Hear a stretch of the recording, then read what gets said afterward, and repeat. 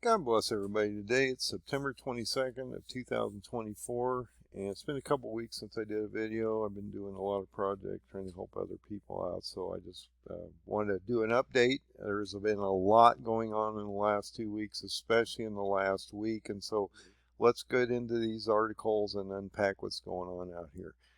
First thing I want to cover is this partial lunar eclipse that was on September 17th and 18th of 2024. I believe this was an extremely important event because on September 18th, Jay Powell with the Fed lowered the interest rates by 0.5%, which was an extreme cut.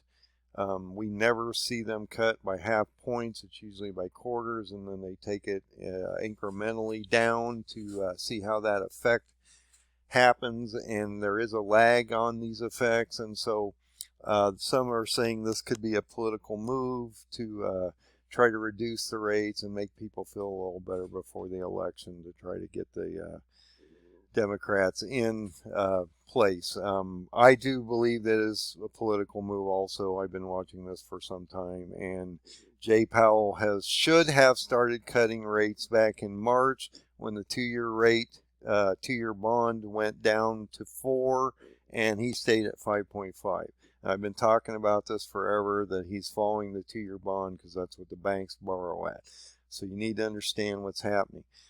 The bonds haven't inverted at this time. We're at about a 15-point uninversion, and that is also then forcing the 10-year bond to move up. That is going to force everybody's rates on our credit cards, auto, commercial, homes, and everything to move up also as the 10 years starts to melt up, and it will melt up, and this will gap out tremendously over time. Sort of think back of the 1970s and the gas lines and the interest rates on homes of 15 to 18%, and you may understand what I'm talking about if you lived through that era. The other thing I want to warn you about is we're moving into a cycle. We have 2 solar eclipses on the Feast of Trumpets of 24 and 25.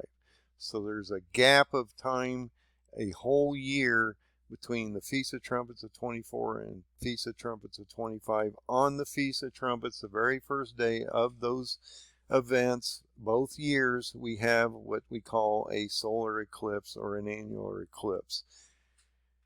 It is not a good thing to have 2 blood moons over Feast of Trumpets a year apart. I'm just saying, this is not a good sign, and I expect it to get extremely ugly in the next year as we move into this, especially with that lunar eclipse on September 18th, which indicates to me that we are going to see a global meltdown of the global economy, as well as we're going to watch the world go into major distress between this solar eclipse and the one in 25. And this solar eclipse in 2025 would happen on September 21st, which is a partial eclipse. Regardless of whether they're full or partial, it's not a good thing to have a sackcloth covered sun on these very specific days. That's usually a sign of distress, things like that, especially when they fall on the Feast of Trumpets. We're working into a cycle here, and so I just want you to be aware of these things. I believe that we are going to watch this break out tremendously in Israel and around the world. Even Ukraine is breaking out. On that front, I want to make a quick note. The United States now is allowing Ukraine to attack into the interior of Russia with our missiles. And so regardless of how anyone wants to look at that, to me that's an escalation. That's also signaling to Russia that we are at war with them, even though we're not literally launching the missiles. We have given them the ability and the okay to do so, and so I believe that will escalate. Will that affect us over here? Will Russia do anything to us? Will a foreign country attack us in an election cycle? Possibly, maybe to disrupt it. you never know. The Democrats have taken a lot of money from leaders like Putin and Xi and the Ukrainians and things like that. So we don't know what's possible. And I'm just speculating here. You know, I'm not a big fan of this administration. If you go follow the money, you realize they've been in all these countries. And so I made this statement. I will make it one more time. And I'm sure that I will make it as we go forward. What will the Democrats do if Trump starts to pull ahead in the polls and looks like he's going to run into a win, as well as potentially you see the House and the Senate full over to the red side and not the blue side? Are the Democrats going to stand back and lose power? Because I don't believe a communist, fascist group like we have in office right now. This woman knows literally nothing. All you have to do is listen to her for a while, and she knows nothing.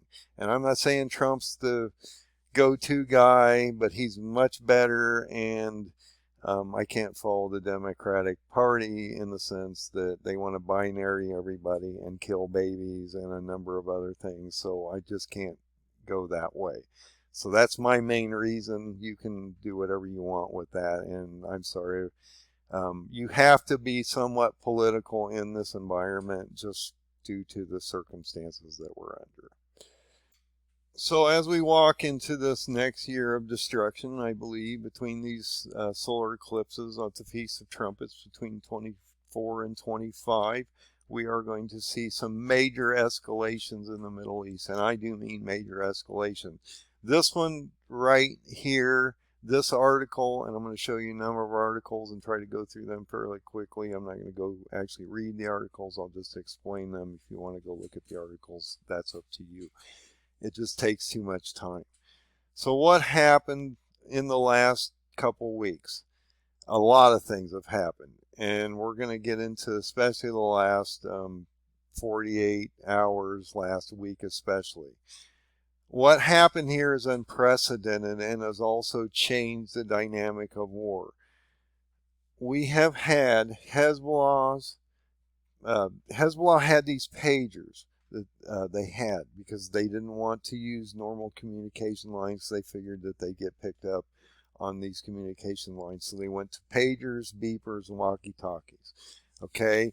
What happened was they had a company that had organized through the Mossad, Israeli security forces to plant explosives or explosive type devices in these phones, beepers, and pagers, which then would be distributed to the Hezbollah people on the ground, and they would detonate them simultaneously or individually, depending on how they wanted to do it, because they wanted to make sure that not anybody else was getting hurt in general around the area, because they are explosive devices. And what happened was they had placed like 20 grams of this explosive device around the battery that would heat up, and when it would melt down, it would explode the phone, pager, or the beeper, and then it would literally injure or kill the person that was holding or had the beeper or phone attached to the side of them. So a lot of people were damaged severely. A lot of people's faces, eyes were, mutilated, things like that. I won't go into a lot of details. There's a lot of video out here if you want to go out and watch the gruesome details of this. There's been 2 waves that have killed 37 people and wounded more than 3,000.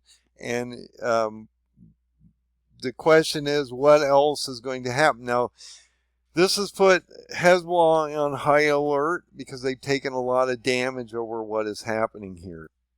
Now, because of this, we've had some massive retaliatory strikes that we're going to go into as we get into these articles. But one thing that happened that was extremely important, due to these explosions of these Hezbollah beepers, pagers, or walkie-talkies, and killing 37 and wounding up to 3,000 of them, they had a huge meeting, and an Israeli strike hit them and killed a majority of the high-end leaders of Hezbollah. And then the leader of Hezbollah came out and made a statement. So there is a lot happening out here. And we will get into some of those things. That is a major turning point, because this is going to escalate, and Hezbollah will not sit on this. We've watched them sort of sit back. Iran's sort of licking their wounds because they're their proxy, and now Iran is going to have to determine how they're going to keep Hezbollah in a condition with morale so low, keeping them not wanting to do a similar wave of attacks, which is what they were planning in that building. They were planning a similar attack as October 7th, only on the northern front from Hezbollah. Okay, I've talked about this and how 2 Kings 24, 1 and 2 tells you that Turkey would be preparing, and I'm going to get into Turkey too. This is going to be a little longer video. Turkey's also in this game, and he's starting to ratchet up the rhetoric. But what has happened here is Hezbollah was going to do a similar attack as October 7th, okay, where they were going to go in and invade, kill a bunch of people, take some more hostages, and go through this process, and we'd spend another year trying to get our people back, and we have not got all these people back, and we've actually lost a number of them. You can go through this article, you can read about the sophistication, how it went through the lines, how they planned this thing, and we were not involved. The United States did not have any clue what was going on, okay? They did this for a purpose, because they didn't want any leaks, and we also would have pushback against what was going to happen.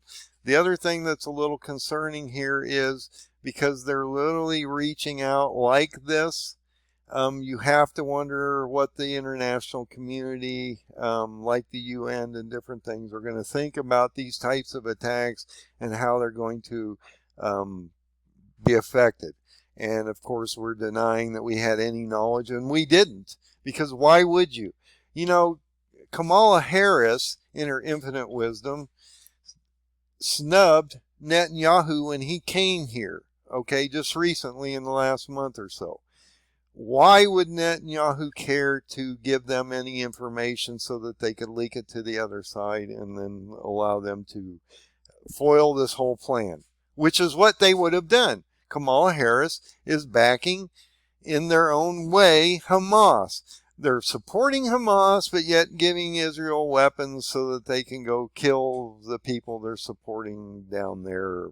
And it doesn't make any sense, because a lot of the people on the Democratic side would not be accepted in the Muslim Hamas communities due to their conditions. And I won't go into that anymore, but they would kill these people just because of what they are.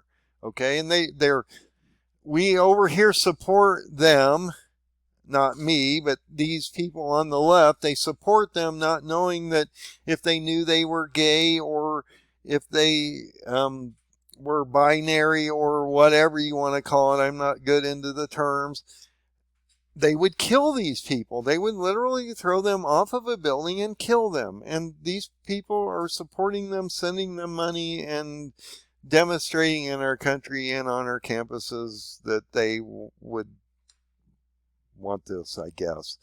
The other thing I bring up is, you know, when you marginalize women to the point where you don't know what a woman literally is. I can't understand how a woman would vote as a Democrat when they can't tell you what you are. You spent 75 years trying to get rights to be an equal player in the room, and then they want to negate you to where you don't exist and men can compete against you in sports. If you want to vote for that, you go right ahead. That's a perversion, and I'm not going to go any further with that either. Let's get back on this happening in the Middle East. I'm sorry, I'm throwing off a lot of stuff today, because there is a lot happening out here, and people need to understand the ramification of what is going on out here right this moment. So this was a major blow to Hamas, or Hezbollah. Look, they lost like 15 major top leaders and the guy that planned this October 7th attack when they hit this missile strike into this area, okay? And then they blew up these, well, they blew the pagers up, which got these guys all in the same room, which was really stupid. But I guess they thought that was the only way they could do this. And then they sent a missile down on them and killed them all. And so now they have to regroup and try to figure out what's going to happen. But the leader of Hezbollah, or Hezbollah, excuse me, came out and said that this is not going to stand. They will do retaliatory. And also you have to think about what Iran would do in this case. You also have to think about all the proxies that are in the room that might unleash. You have groups in Syria, Iraq, which is launching missiles at this very time. That's another thing we're going to talk about. You got the Houthis. You have a number of groups down in Africa that also could cause issues in the, if you look at Ezekiel 38 and 39 prophecy, and it affects 2 or 3 areas down there. So this is the article that I brought up about the Hezbollah getting their bases targeted and killing their top commander, killing 37 of their main guys, but I think about 14 of them were top leaders and things like that. So they've basically eliminated the structure under the leader Hezbollah in the Hezbollah community. He has no people left. They're going to have to bring people up. Now, this attack they were planning was in the area of Galilee. Okay, I just saw that. And so they wanted to make sure that as they were planning this meeting, maybe they have a plant in there in Hezbollah through Israel. Somehow they got somebody leaking information. They knew where these guys were. They were going to do a invasion of Galilee, similar to what they did in Gaza into Israel, and then they were going to kill and do what they did and capture people and take them back to their site so they could use them as pawns, because that's what they do, is they use these hostages as leverage or pawns so that they can use them to get things that they want. You know, if Hamas wanted to stop this war a year ago, they could have given the people back, and I'm sure they would have come up with a way to put a ceasefire together, but they've never wanted to give these people back. And I believe the last 6 people Israel went in and tried to get, they assassinated them. So we've never gotten our people back. If you want to know why Kamala has not got her people back, we need to ask these types of questions. She needs some hard questions to be asked of her. If she's going to be the president of the United States, how is she going to deal with some of this? Okay? You know, we don't need to softball this room. Trump needs hard questions. So does Kamala, because this one's going to break, and it's going to break hard, and it's going to break soon. So right after these pagers blew up and they had the 37 people killed in the missile strike, then Hezbollah starting to now volley back rockets, and they've launched at least 100 rockets onto the Israeli side, especially in the northern side, because they want to sort of drive the Israelis back, because the Israelis are trying to get their people, their 85,000 people, back in those northern areas, and Hezbollah is pushing back.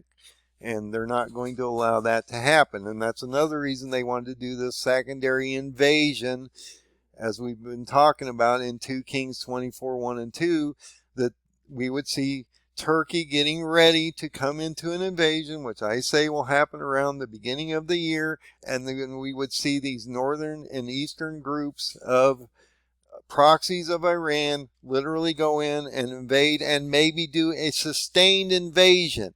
Okay, now they were going to originally go in, take people and kill people and then bring people back over, okay, to their side so you could use them as hostages.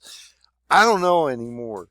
You know, it looks to me, if you look at 2 Kings 24, 1 and 2, it's a sustained invasion, and then Turkey's going to come in around January and compress this whole situation. So I believe that's probably how that's going to happen, but I'm only speculating on some of that based on what the Bible's telling me. Another thing that's escalating and widening this out is we literally are having drones and missiles fired from Iraq area. Not Syria, Iraq. So they're moving targets further and further gaps out from Israel, and they're attacking them. We saw the other day where the Houthis launched a missile that hit inside Israel. And so a lot of these proxies have the capacity around Israel to hit them. And like I say, they've got like 6 or 7 fronts they're fighting right now. They're not just fighting Hamas and Hezbollah, they're fighting the Houthis. There's some Arab nations out there, Syria, Iraq. You got nations down in Africa that are going to start to become a problem. There's just a lot happening out here, and so you just need to understand what's going on. And yes, this is expanding quickly. And in this article, it talks about how these Hezbollah chiefs were planning an additional attack, like the October 7th style invasion that killed over 1,200 different Jews. This is Isaac Herzog. You need to keep your eye on this guy. Okay, he is the leader of Israel, not Netanyahu. Netanyahu is the prime minister. He's like second, third in command. I'm not sure exactly how their structure is set up, but he is not. Netanyahu is going to play a major part, but he's not the leader. This is actually the leader, the 11th leader of Israel since the conception of the nation in 1948, May 14th. And if you look at Enoch's prophecy, it indicates there'll be one after him. I've indicated in my paradigm 2030 that Isaac Herzog would be captured in the first original siege. There's 2 sieges on Jerusalem, one after Turkey removes Iran and the Kurds from power, and Daniel 8 completes. He comes back in 2026. But we are going to see original siege the spring of 2025 when Turkey comes down, because Turkey's going to invade around January of this next year. He's going to drive down, as I've said many, many times. I found in my last video, it was 2 videos ago, I believe, I did a thing on Isaiah, that when you go to Isaiah 34, it indicates that there's a date stamp there of March, and so we would see the attack, an invasion by Turkey into Syria by January, an attack on Lebanon, Tyre by March, a completion of that attack by July based on Alexander the Great's movements, as I've indicated in the past, and then they would go through Israel and end up in Gaza in October of 2025. That will then go down into Egypt. Egypt will capitulate. They will not go against Turkey. Turkey then goes to Tyre. Then they go back over to Erbil, Iraq. They remove the Kurds and destroy the majority of them around October of 25. That collapses down to Shush, where the Kurds or the Medes align with the Persians on Iran. These 2 groups form. Once that alignment happens, Turkey comes over and smashes both of them. That completes Daniel 8. That then forces Turkey to then move back across the Middle East to Israel for the secondary siege, and that would happen around March of 2026. And if you look at the paradigm, which I'm getting ready to show you, March of 2026 is an extremely ugly, terrible time. And like I say, we're falling between these 2 solar eclipses of the Feasts of Trumpets of 24 and 25.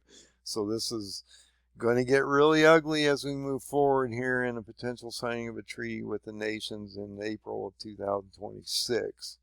And so this is starting to break down. And if you can't see that, if you're not paying attention, then I don't know what to tell you. If you can't see this coming, then I don't know what to tell you. Just get your oil ready. Physically, spiritually, mentally, food prep, everything needs to be ready in the next 6 months, or this is going to break down. The global markets are getting ready to happen. You got 3rd quarter ending, going into 4th quarter. The jobs are going to start to fall off.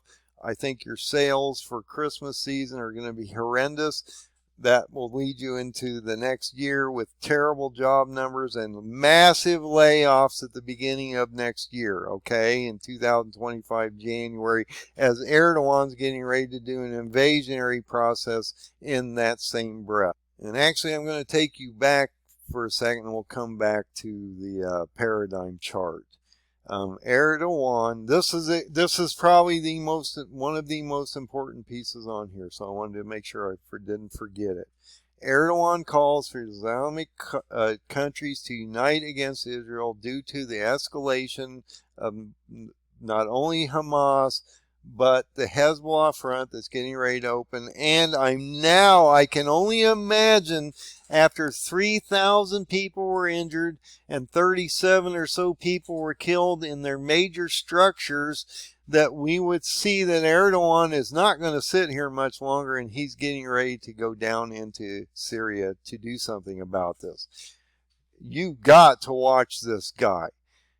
He's indicating that Netanyahu is like Hitler, and these are fascists, and they have to be eliminated, and I mean eliminated.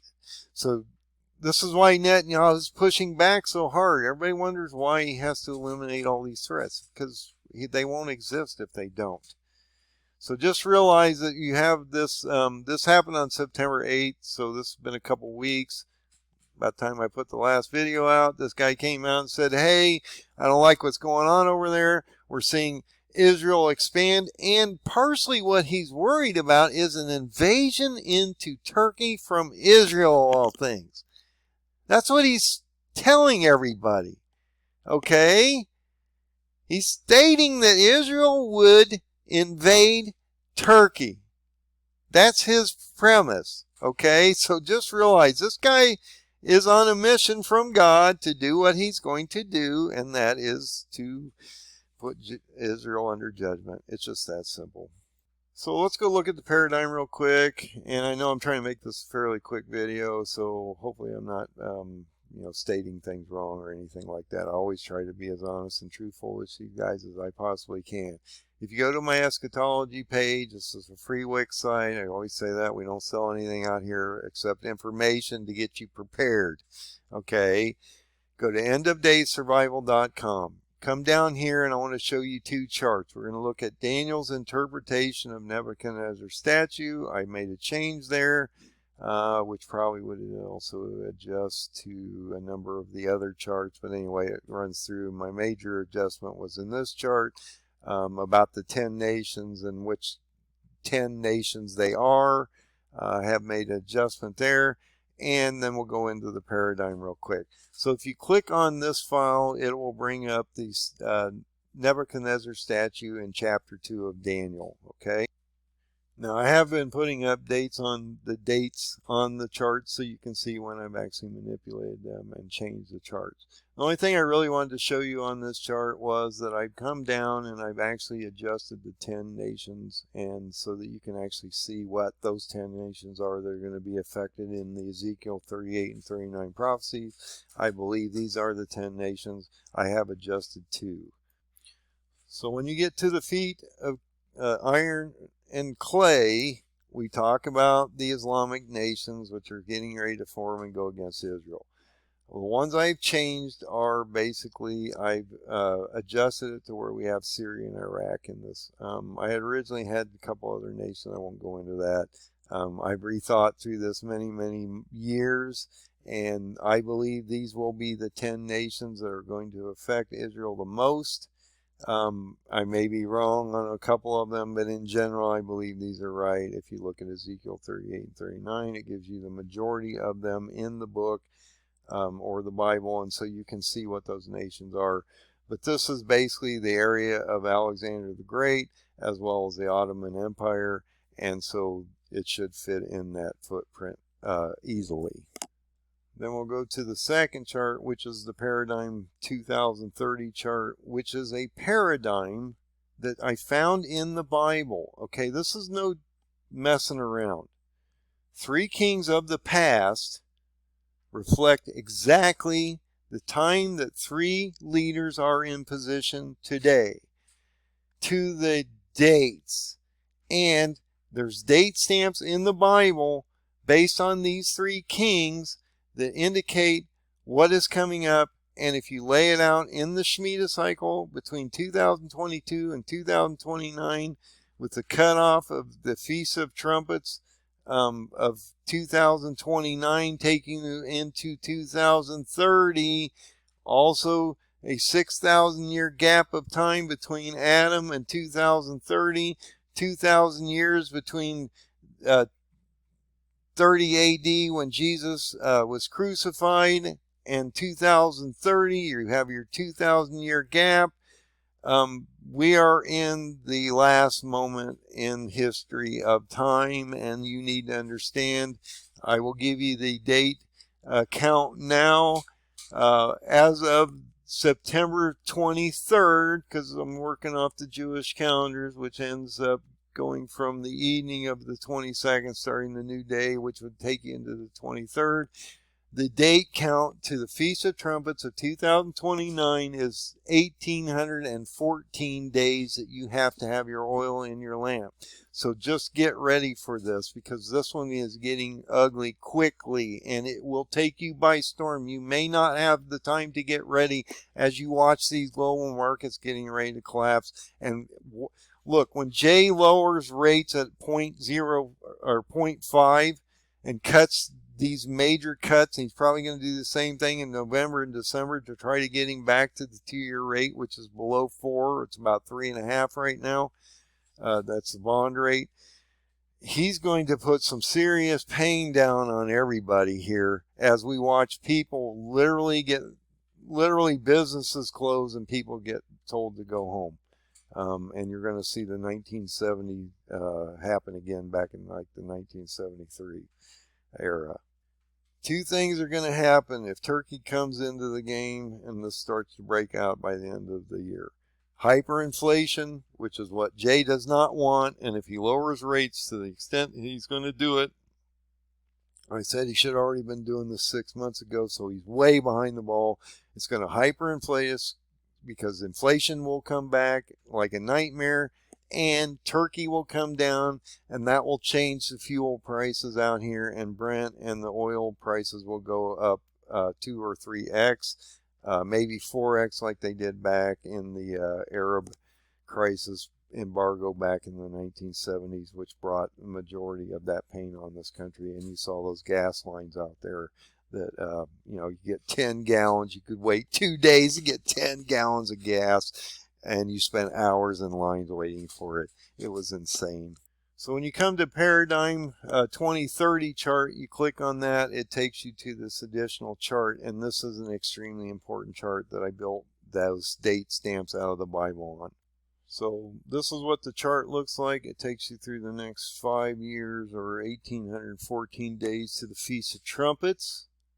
Then we're raptured on September 10th of 2029 based on my study of Hebrew calendars and how the Jewish calendars work in Leviticus 23 and all the different things that I've shown you guys.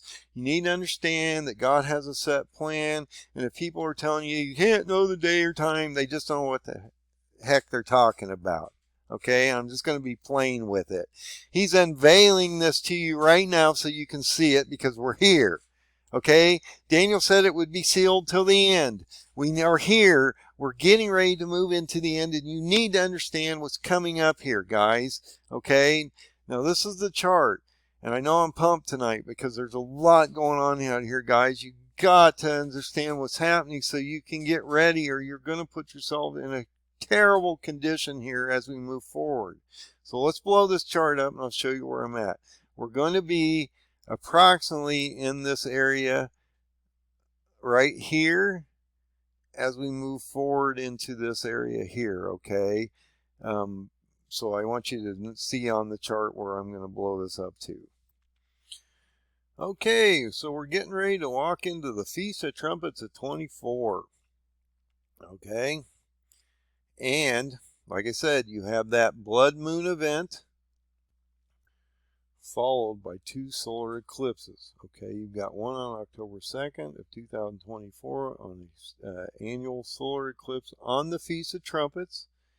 Then you have another one which falls on the day or so right before the Feast of Trumpets. So you have this year gap. So that falls on September 21st of 2025. You have another solar eclipse and the Feast of Trumpets is right after that. And so I'm very concerned between the Feast of Trumpets of October, and see, this one's on October 2nd.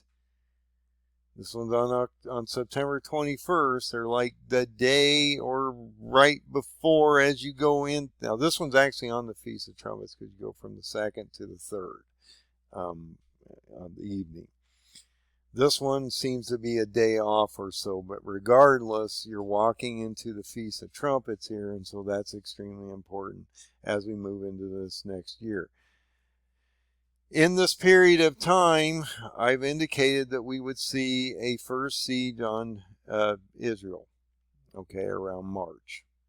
And this was potentially the time we would see Isaac Herzog potentially captured in this first attack. So that would happen between, now think about this. If Turkey goes down and takes Tyre, Lebanon out by July of 2025, as I've indicated, he would end up in Israel around July. And so I talk about how that potentially could affect Isaac Herzog as we move into that period of time. They would end up in Gaza around October, and then he would end up back as he goes through the Middle East, takes Iran and all these different things like that out.